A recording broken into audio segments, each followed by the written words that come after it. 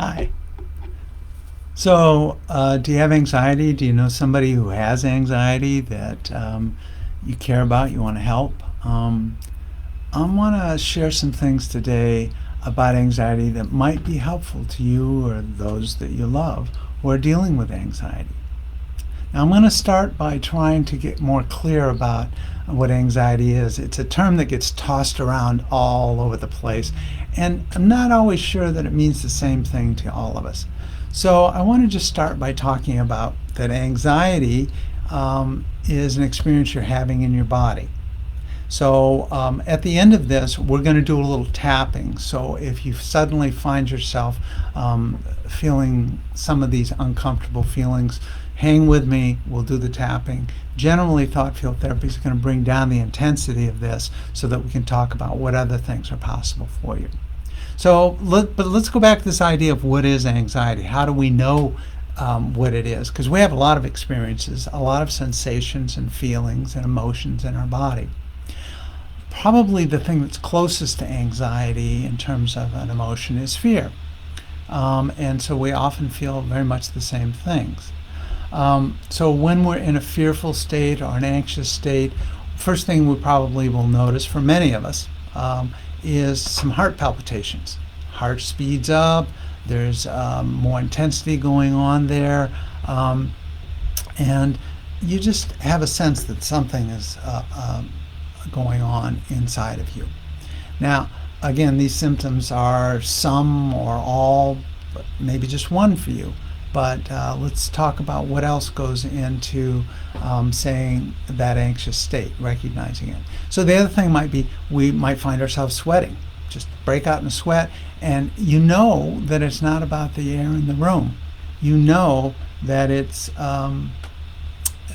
something else is going on.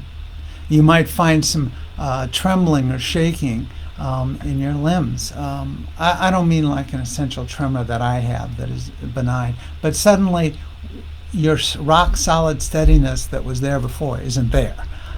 So you notice that change. Sometimes you may have a shortness of breath.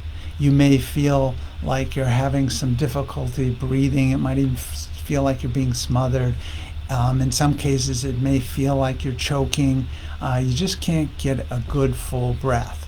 You know, and you might have some discomfort in your chest or your pain or your chest because of some pain that you're having because of really strongly held tension in your muscles. It may be that in your abdomen or in your gut, you may feel nauseous or some distress. And there's very real symptoms that you can experience. You might suddenly feel like you have chills or heats going on in a way that doesn't fit the environment that you're in.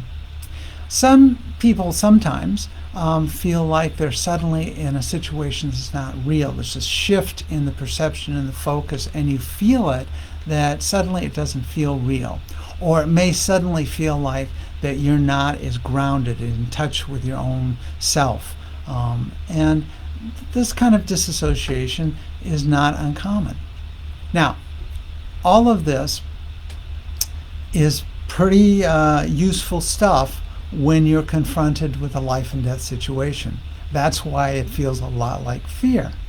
So if you are in that situation or you're in an immediate threat of being in that kind of life and death condition, you may feel these things. Okay, if a car's coming at you, if there's lightning striking around you, if someone's pulled a weapon in your presence, or suddenly somebody who's beat you up in the past is standing in front of you, all of these are conditions that are going to trigger in our body from this fear, fight or flight, freeze or faint kind of reactions in our body. And it's really good that we have these things because these are the things that keep us alive. Now, we don't call this anxiety, we call this a fear reaction, and it's normal to have all of those sensations. Now, the problem is that if it's a fear sensation, usually as soon as that you're safe, it's going to calm down. Now, sometimes it may take a longer time than others to calm down, but the normal thing is that you'll come back to a normal state where you're not experiencing all of that stuff in your body. Now, sometimes it takes a day or two. We would call that an acute stress disorder. It might take a month, and we would call that post-traumatic stress disorder. But so there's lots of things that can take the form of anxiety. So, so anxiety happens a lot of times. I'll ask people, are you safe right now? And they'll say yes. They know they're safe, but they're still having all of these kinds of things going on. So you find yourself, usually it comes up that you're focused on some potential, not actual in the moment, but potential scary possibilities. And these scary possibilities set off a pattern in the body that nobody likes. So the anxiety could be caused by other things other than being in thinking about those fearful possibilities. But it's not good because it interferes with us being able to function. Now, if you think about a fearful situation, a possibility, and suddenly you start feeling some of these things, and you can just shut it off by just saying to yourself, I'm going to avoid that situation, or I'm going to avoid those people, or I'm not going to let myself go there, or I'm just going to numb myself to it. All of those are ways that we can deal with things, and that's fine as long as it doesn't get in your way, and as long as it doesn't become persistent. So, but those are anxious feelings. When you're experiencing those kinds of sensations and you know that you're safe, then you've got some anxiety going on. So in a moment here, we're going to do some tapping, but I just want to say a couple more things. So hang in there with me. So I want to say that anxious feelings, sensations, can also be set in motion by other things other than what you're thinking, other than what you're being exposed to in the moment. It could be that you're having a response to a medication that you're taking for a disease or a condition. It could be a response to other drugs you are taking socially or to cope with things, or a withdrawal from those kinds of things. It also could be a withdrawal from a relationship that can sometimes set these things in motion. There are other conditions such as obsessive compulsive disorder, post-traumatic stress disorder, attachment withdrawal disorder, or other non-life and death threatening kinds of stress situations that can set these things in motion. If again, it's not all or nothing. Everybody's experience is going to be different. But I want you to begin to think about what you mean when you say, I'm anxious, or what somebody else says when they say they're anxious. Now if you add to all of those sensations and experiences some thoughts about, I'm going to die, or, it's just not, I'm going to die. It's a sense of, I'm going to go crazy. Now, you put that with those other things, you've hit the full criteria for an acute case of generalized anxiety disorder. Now, if you add in some other things, it can also be a sign of some other conditions. But the bottom line here is that if you're experiencing those sensations on a regular basis, it's time to do something about it. And there's lots that you can do to help bring down, deal with this condition. So, you can simply doing thought field therapy will help you reduce the intensity of this stuff, and then we can think about what else you can do to maybe get rid of it, and to not have a dysfunction in your life.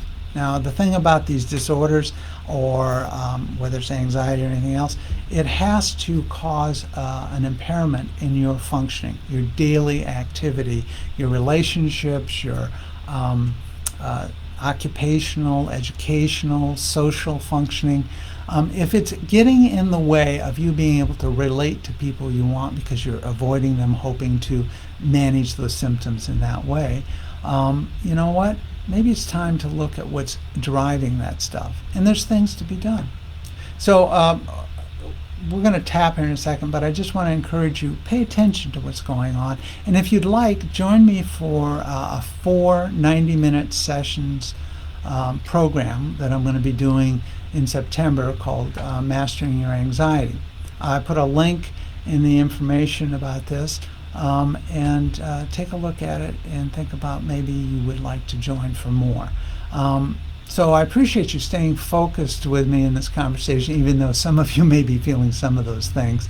So let's do a little tapping right now. So whatever sensation that you were experiencing in terms of when I was describing those things that we call anxiety, notice it in your body right now.